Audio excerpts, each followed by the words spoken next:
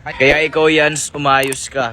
Ayoko magkaroon tayo ng gulo, ayoko pang dumagdag yung kasalanan ko. Pero ito lang masasabi ko sa'yo, lubayan mo na lang si Elaine. Ang inaangas-angasan na, baka di na kita malantya, baka kunin ko na sa'yo si Elaine, boy.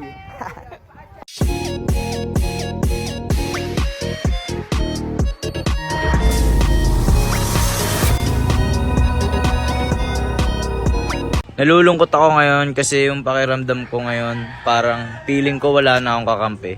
Dahil sa pagkakamaling ginawa ko kay Elaine, hindi ako magsasawang humingi ng tawad sa kanya. At lalo kung papatunayan niya yun na ako talaga yung karapat-dapat sa kanya. Kaya ikaw yan, umayos ka. Ayoko magkaroon tayo ng gulo, ayoko pang dumagdag yung kasalanan ko. Pero ito lang masasabi ko sa'yo, lubayan mo na lang si Elaine. Usapan lalaki sa lalaki, pag hindi mo pa rin ito naintindihan, tayong dalawa na talaga mag-aarap. Hi, Elaine! Napanood mo na ba yung post ni Saidi na pinapalayo niya ako sa'yo? Bakit naman? May ginawa ka bang kasalanan?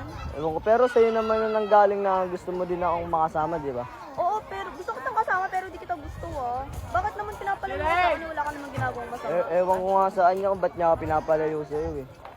Importante, gusto mo naman ako kasama, di ba? Yun o. O ano, Saidi? Ba't mo ako pinapalayo? Eh, di kausapin mo si Elaine, di ba? Ganun. Kaya wag mo akong inaangas-angasan na, baka di na kita malantya, baka kunin ko na sa'yo si Elaine, boy.